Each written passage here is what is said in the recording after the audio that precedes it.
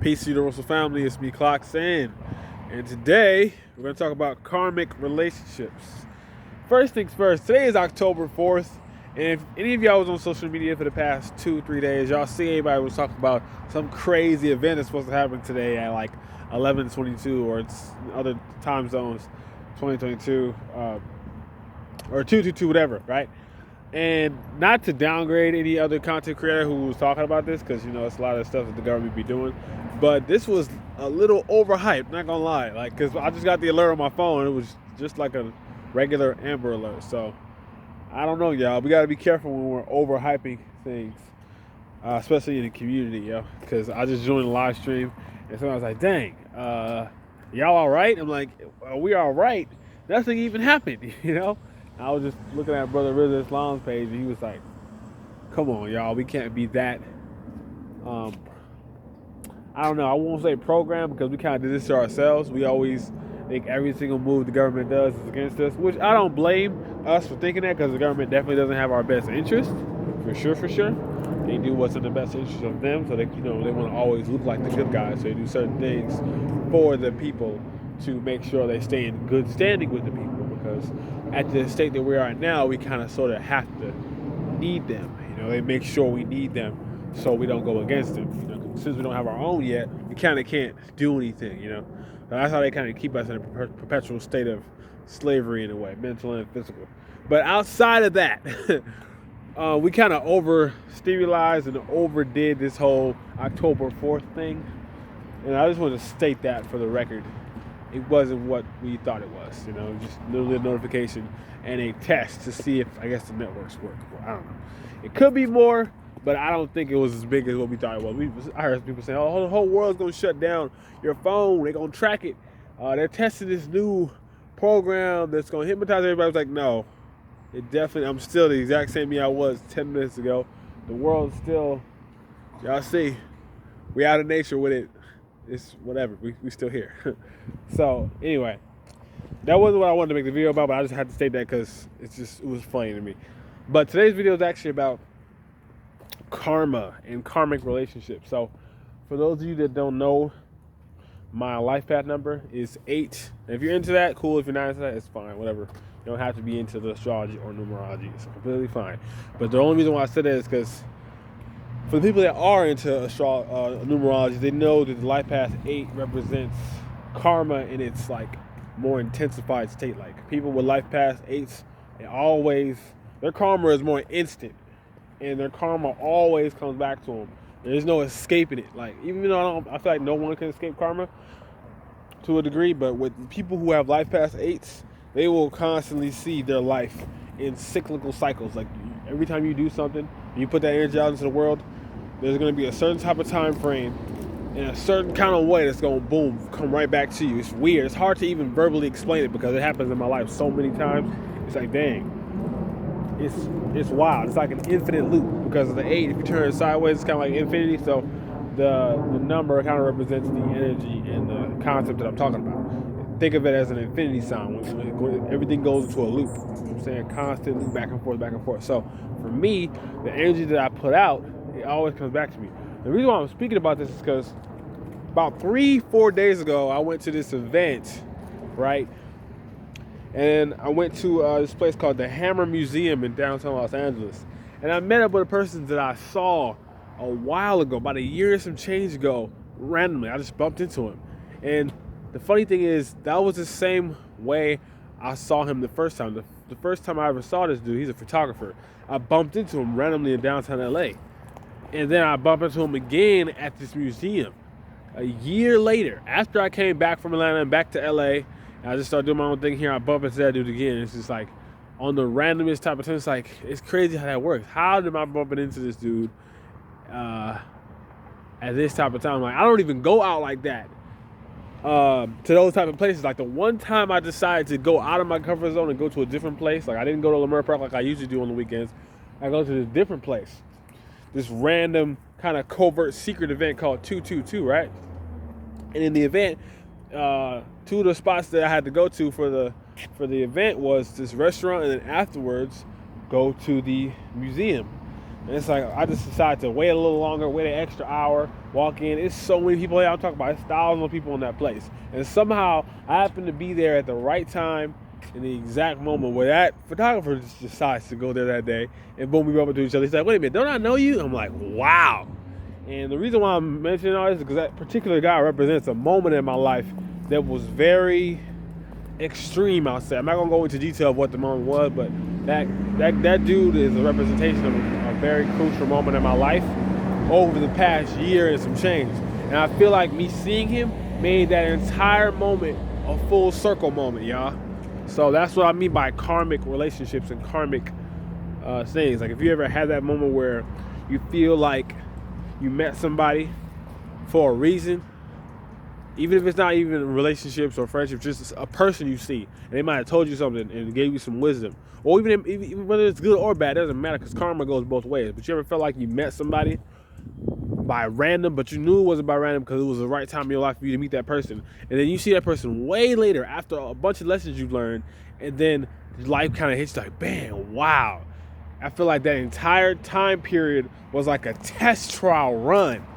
And then you finally realize it. Because like I was listening to this quote a while ago, and I posted it on my Instagram story. It was like, sometimes you feel like the things you always wanted, you don't really need anymore. But you only realize that after you acquired it. And it's like, damn, sometimes you don't know what you don't need until you got it, you know? Like sometimes you might want to always want this one thing, but then once you actually got it, it's like, I don't actually really want this. This really wasn't what I wanted, but I thought I wanted it. And you only come to that realization after the fact, you know? And that's how I felt with that karmic moment. Like, damn, I was always searching for certain things in my life. And then that whole karmic cycle that just happened to me, I feel like it finally closed the cycle, and it taught me a huge lesson. Like that's how I am. I'm very stubborn with certain things. I'm not even gonna lie, y'all. Like certain things, it takes me a long time to really learn because I question myself and I question things so much. It takes a long time for my brain to process all possible outcomes, you know. But once I actually figure it out, I got it 100% rock solid. There's no questioning after I actually got it. But it takes me a long time to actually get it, you know? Because it has to go through my mental programming of every single previous experience. It has to match up in a certain kind of way to be like, you know what? That makes sense on all planes of existence. Because when I think, I don't just think in one dimension. I don't just think logically. I don't just think emotionally. You know what I'm saying? I don't just think in a spiritual sense. I think on all layers. So if the new information I'm acquiring doesn't match up with those layers, I'm not really going to truly understand it and embody it and resonate with it. You know what I'm saying? So, but for that moment, for me, that karmic moment, when I saw him and then we talked afterwards, it resonated with every plane of existence I was on. I'm like, wow.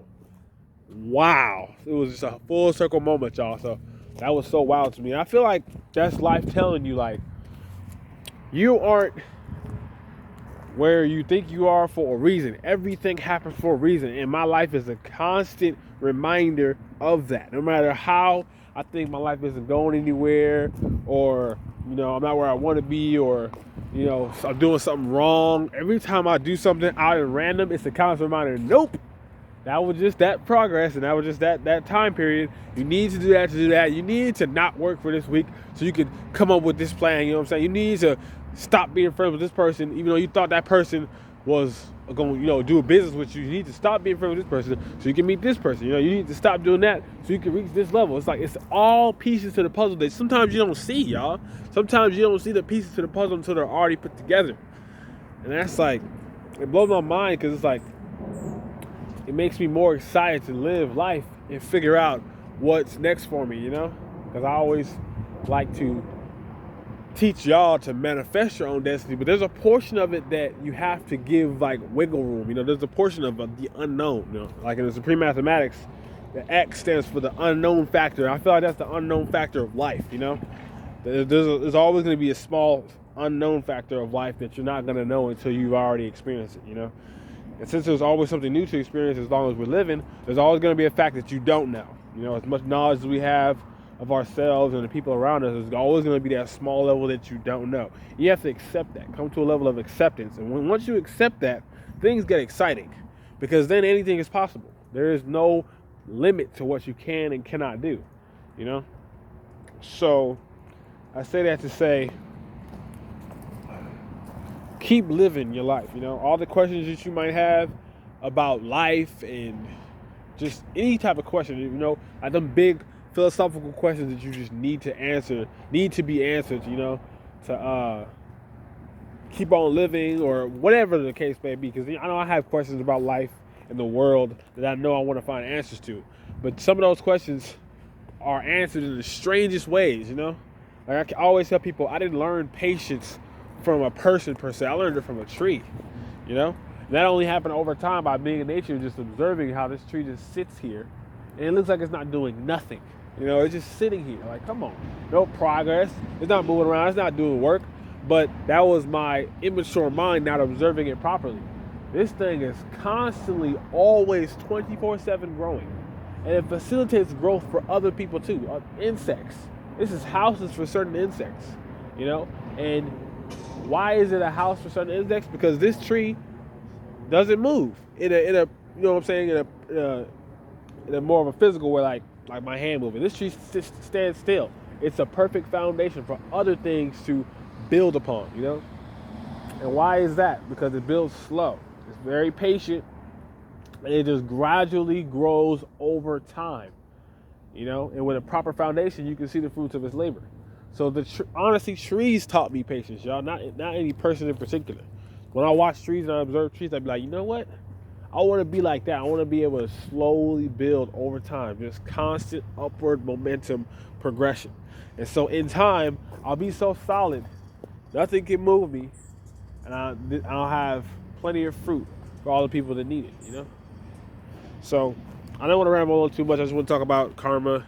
I want to talk about my mindset on some things. A lot's been going on in my life in the past few weeks. We're going to a lot of events back to back to back to back. I just came back from this other event called Tech Lamert. Met a lot of great people there. Plan on collaborating with some new people. Got to tap in with some other people too. I got to tap in with my homegirl Tony at that Compton Museum.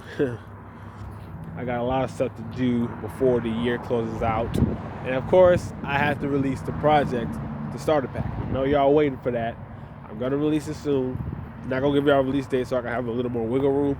But trust me, I haven't forgot about y'all. I'm working on that, and I'm working on a few other things too. I just came to a really big realization about a week ago about what I'm going to be doing. And this is going to definitely propel my career to the next level, okay? You know, y'all got to have two different types of manifestations. You got to have the instant manifestations, meaning the things you do day to day. You know, your weekly manifestations, then your big ones, you know, your 6 month, yearly manifestations, you know.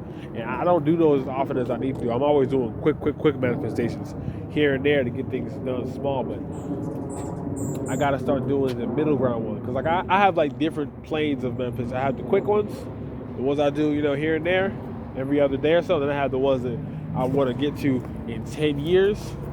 And then I have the ones where I need to get to in, like, maybe a year or so.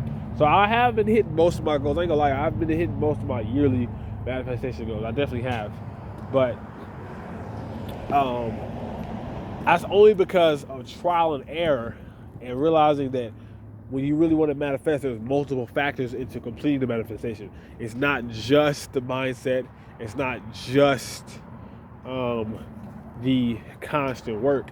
It's other factors too. Sometimes this manifestation cannot be manifested if you are not in the proper environment, no matter how hard you work, okay?